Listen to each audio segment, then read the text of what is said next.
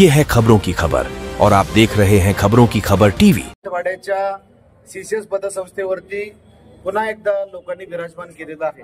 त्याचं कारणही तसं आहे की 65 वर्ष आम्ही फार पारदर्शकपणे या संस्थेचं कामकाज चालवतो। बँकेचा प्रश्न मगाशी विचारला म्हणून मुद्दाम उत्तर देतोय की बँक एका दरोडेखोराच्या हातात गेल्यानंतर ज्या पद्धतीनं बँकेचं वाटोळं झालं त्याचं सगळे अख्खे कागदपत्र पुराव्यासह अगदी सदावर्तेंच्या सौभाग्यवती जयश्री लक्ष्मणराव पाटील त्यांच्या नावाने 45,50,000 रुपये गेल्याच्या आरटीजीएसच्या एंट्रीज आम्ही सहकार आयुक्तांना दिल्या। त्यांच्या संचालक मंडळाने किती खाल्ली बँक त्याचे सगळे ढळढळीत पुरावे ऑन पेपर त्यांना दिले। त्यांनी शहाजी पाटील नावाची कमिटी शासनाची नेमली। त्या कमिटीने 23 ठिकाणी या संचालक मंडळाने माती खाल्लं हे स्पष्ट झालं। आम्हाला तर एवढं पण माहिती आहे की सहकार आयुक्तांना हे संचालक मंडळ बरखास्त करण्याचा प्रस्तावही आपल्या आरबीआयला सीजीएमला दिला। त्यामुळे लोकांना माहिती आहे की आता संस्था कोणाच्या ताब्यात द्यायची। निर्बंध पण हो, आता आरबीआयने निर्बंध लावले ना। 50 लाख रुपयाचा दंड आलाय। अ वर्गातली बँक ड वर्गात घालवली, एवढं वाटोळ केलंय आशिया खंडातल्या नंबर 1 बँकेचं।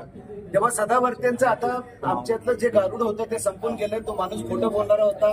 त्याच माणसाने बिग बॉस मध्ये गेल्यानंतर सांगितलं की मला संप करून हे सरकार पाडायचं होतं, म्हणजे त्यांचा उद्देश आम्हाला कळला। दुसरा एक पॅनल होता सदावर्ते पडळकर खोतांचा, त्याही पॅनलनी खोटीच आश्वासनं दिली आतापर्यंत। आणि लोकांनी आता मतदानाची आकडेवारी जर बघितली तर अतिशय नगण्य मतं त्यांना मिळाली। तेव्हा माझी विनंती की कामगारांसाठी चालवलेली ही आमची संघटना आहे आणि बँकेनंतरच्या सगळ्या सहकारी संस्था विश्वासाने आमच्या ताब्यात दिली। भाऊ फाटकांच्या नावावर पॅनल उभं करताना कुठेतरी मनात हे होतं का नाही आपलं घोघवीत यश मिळणार? नाही, स्वर्गीय भाऊ फाटक आज आम्हाला स्वर्गातून आमच्याबरोबर फुलं उधळत असतील की भाऊंच्या स्वप्नातली संघटना चालवण्याचं काम या संघटनेने केलंय। शून्यातून विश्व निर्माण केलंय। परवा दिवशी आमचं अधिवेशन झालं। 2.25 लाख चौरस फुटामध्ये बसायला जागा नव्हती, एवढा प्रचंड प्रतिसाद लोकांनी दिला आणि त्याचं म्हणजे लोकांचा आता विश्वास आमच्यावरती, कारण का तर नेतृत्व काम करते एसटी महामंडळामधलं आणि म्हणून आम्ही काय राजकीय लोक नाही आहोत, एसटीत काम केलेली मंडळी आहोत आणि त्यामुळे लोकांनी आपलं नेतृत्व कोण हे आता स्वीकारलेलं आहे आणि लोकांनी सांगितलेलं आहे। तोच एक सोसायटीचा आता जे सीसीएस झाली त्याच्यामध्ये प्रचंड मतदान दिलं। तेव्हा या यशानं आम्ही हुरळून जाणार नाही। आम्ही जमिनीवर चालणारे कार्यकर्ते आहोत। आपल्या माध्यमातून मराठवाड्यातील आणि महाराष्ट्रातील सर्व कर्मचाऱ्यांना इतकंच प्रॉमिस करतो, जो शब्द आम्ही तुम्हाला दिलाय तो पाळण्यासाठी संघटना कटिबद्ध असेल। आपण दाखवलेल्या विश्वासाबद्दल आपले हार्दिक आभार। पण लंकेची चौकवर ज्यावेळेस सदावर्ते मराठवाड्यात आले त्यांनी बँक सोडून इतर सगळ्या गोष्टींवर बोलले, प्रचार केला, पण बँकेच्या सीसीएसच्या बाबतीत काहीच एक शब्दही काढला। आता हेच ना मग नथुराम गोडसेंचा फोटो बंद करणार। नथुराम गोडसे आमच्या बँकेच्या अहवालावर लावला जातो। ज्या नथुराम गोडसेला भारतीय दंड विधानाची 302 ची फाशीची शिक्षा झाली त्याचा फोटो कुठे होता आमच्या अहवालावरती। वेगळंच कुठतरी तरंगे पाटलांचं करणार, काहीतरी करणार। आमच्या एसटी महामंडळामध्ये जातपात आणणारे सदावर्तेच आहेत। त्यांनी जातीत भांडणं लावली। खरं तर आताचा प्रोग्राम जो होता प्रचाराचा त्यांचा ते बंजारी समाजाच्या तरुणांना भेटणार म्हणे। भगवान बाबांसारख्या पवित्र संतांचं नाव घ्यायची त्यांची पात्रता नाही, हे मी जबाबदारीने विधान सांगतोय आणि म्हणून सदावर्ते एका चळवळीचे नेते होऊ शकत नाही। त्यांनी त्यांची दुकानदारी आपलं वेगळीकडे 4 कॅमेऱ्याच्या समोर बोलून चालवावी। आम्हाला त्याच्याशी काय देणं घेणं नाही, पण एसटी कामगारांच्या आयुष्याशी खेळू नये एवढी माफक अपेक्षा तुमच्या माध्यमातून। आपल्याला भरभरून यश मिळालेलं आहे। सर्व सभासदांच्या आपल्याकडून अपेक्षा वाढलेल्या आहेत। सभासदांच्या अपेक्षा पूर्ण होणार 100% पूर्ण होणार। अपेक्षा पूर्ण होत आहेत म्हणून म्हणजे आता रिझल्ट कळतोय लोकांच्या म्हणजे पेमेंट स्लिपवरती। एसटी कामगार संघटना काय करते तर मूळ वेतनात 6,500ची वाढ झाली। एसटी कामगार संघटना काय करते तर दिवाळी संपल्यानंतर सुद्धा दिवाळीचं बक्षीस देण्याचं काम आम्ही केलं। एसटी कामगार संघटना काय करते तर जुनी परिपत्रक रद्द करण्याचं काम केलं आम्ही।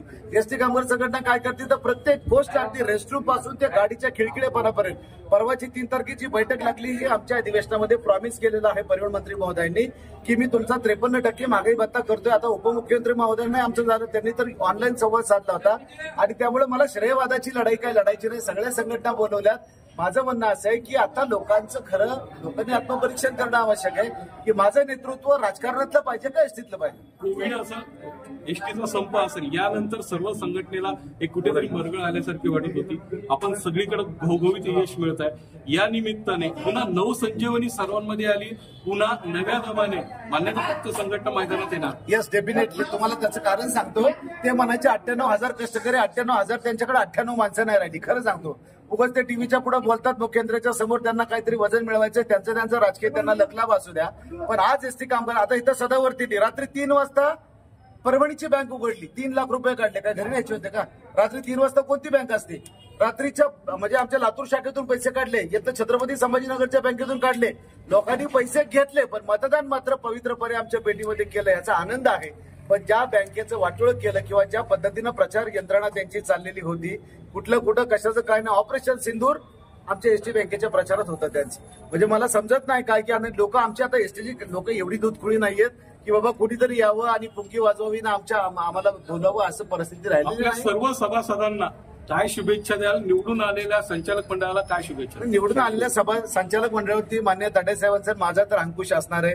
त्यांना त्यांचं व्हिजिटिंग कार्ड, त्यांची खुर्ची मिळाली जरी असलं तरी निर्णय मात्र एसटी कामगार संघटना सांगेल तसेच सभासदांच्या हिताचेच घ्यावे लागतील, हा मस्त आहे. आम्ही त्यांचे राजीनामे यापूर्वीच घेऊन ठेवलेले सगळ्यांचे, कारण सभासदांनी विश्वासाने दिली, त्यांच्या विश्वासाला तडा जाता कामा नये.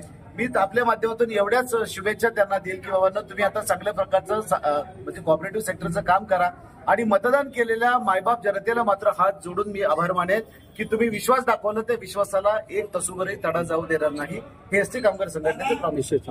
धन्यवाद साहेब. या निवडणुकीमध्ये एसटी कामगार संघटनेचं एक चॅनल उभं होतं, त्या विरोधात सेवा शक्ती संघर्ष समितीचं एक चॅनल होतं आणि सदावर्ती वकील यांच्या जनसंघाचं एक चॅनल उभं होतं. या दोन्ही पॅनलचा या निवडणुकीमध्ये धुवा उडालेला आहे. एसटी कामगार संघटनेचं पॅनल 17च्या 17 उमेदवार प्रचंड बहुमताने निवडून आलेले आहेत. ही संस्था स्थापनेपासून एसटी कामगार संघटनेच्या ताब्यात आहे. या संस्थेला जवळपास 66 वर्ष झाली संस्था स्थापन करून, एका छोट्याशा पत्र्याच्या शेडमध्ये तयार झालेली स्थापना ही संस्था आज या संस्थेचं वटवृक्षामध्ये रूपांतर झालंय. मराठवाड्यामध्ये जवळपास 13 शाखामध्ये याचा कारभार चालतो. औरंगाबादमध्ये कामगार भवनाच्या शेजारी जी शक्ती सहकार म्हणून जी बिल्डिंग आहे 5 मजली, ती बिल्डिंग या संस्थेच्या मालकीची आहे. अशा प्रकारे एक मराठवाड्यातल्या सगळ्या कामगारांचं लक्ष या निवडणुकीमध्ये होतं.